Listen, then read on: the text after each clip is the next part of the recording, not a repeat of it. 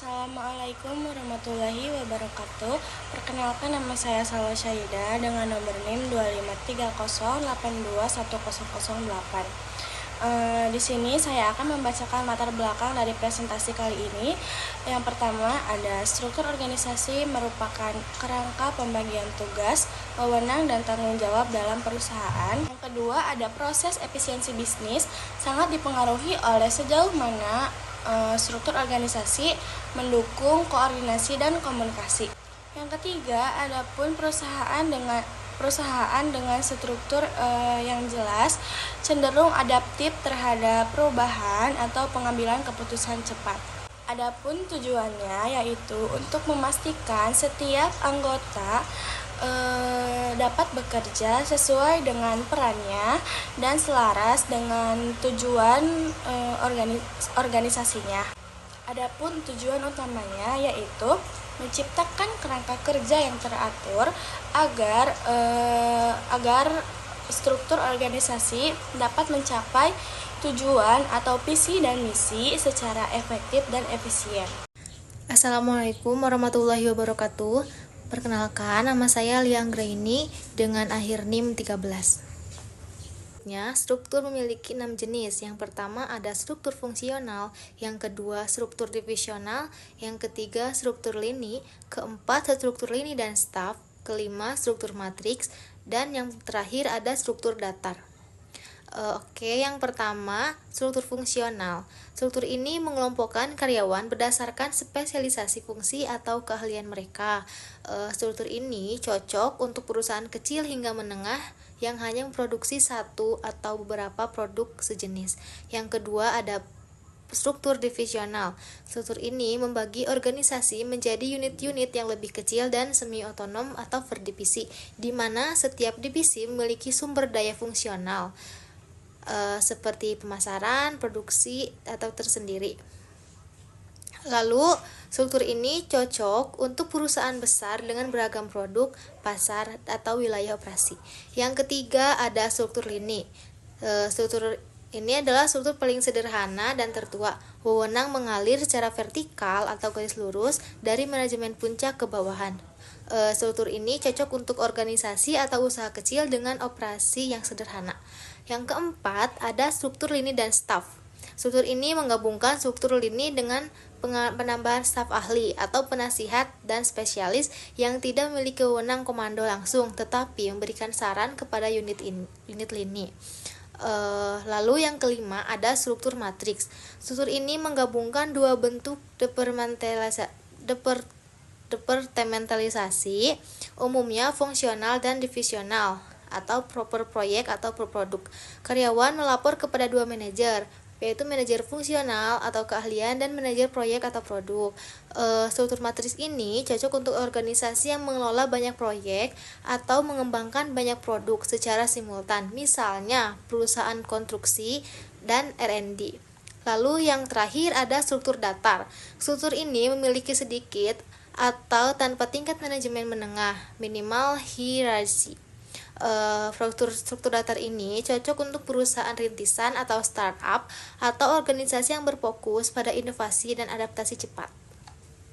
Perkenalkan, nama saya Nadan Aidila Safitri dengan NIM 25308210029. Di sini saya akan menjelaskan tentang efisiensi proses bisnis.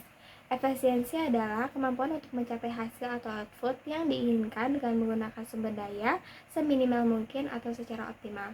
Secara ringkasnya, efisiensi berfokus pada melakukan sesuatu, yaitu bagaimana pekerjaan dapat dilakukan secara benar dan tanpa pemborosan.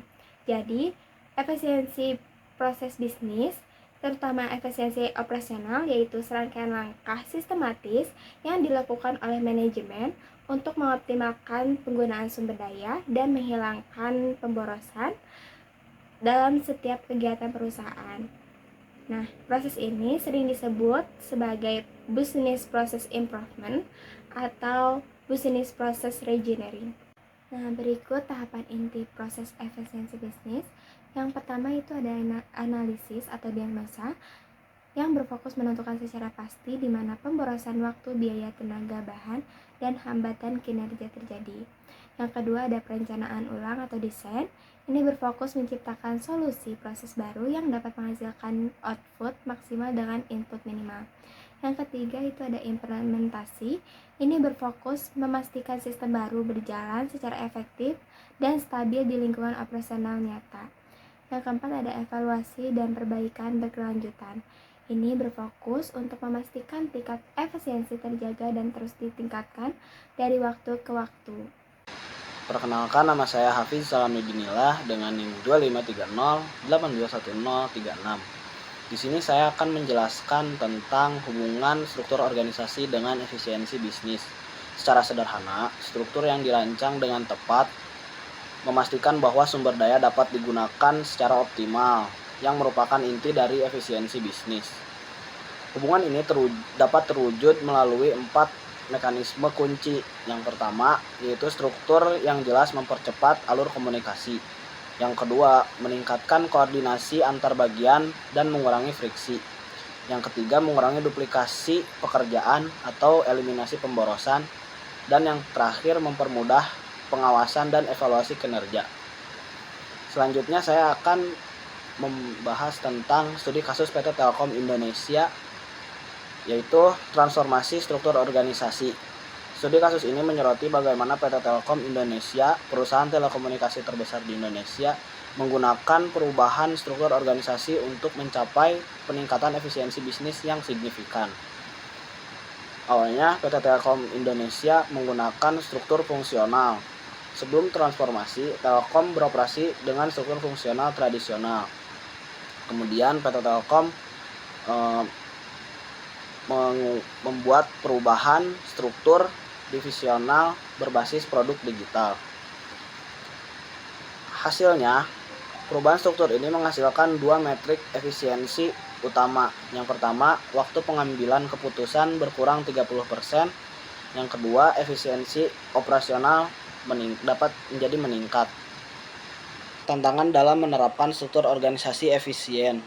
Untuk menciptakan dan menerapkan struktur organisasi yang efisien sering menghadapi hambatan yang signifikan, terutama dalam organisasi yang sudah mapan.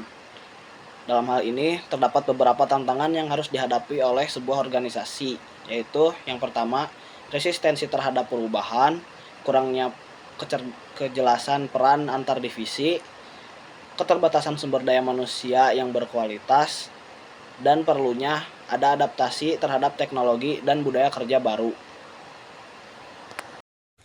Lalu yang terakhir ada strategi meningkatkan efisiensi melalui struktur organisasi. Di sini kita memiliki 4 strategi. Yang pertama ada evaluasi dan redesain struktur secara berkala. Yang kedua ada digitalisasi proses, koordinasi dan komunikasi. Yang ketiga ada pelatihan SDM atau pelatihan sumber daya manusia agar memahami peran dan tanggung jawab. Yang terakhir, yang keempat ada penetapan indikator kinerja yaitu KPI yang jelas antar bagian.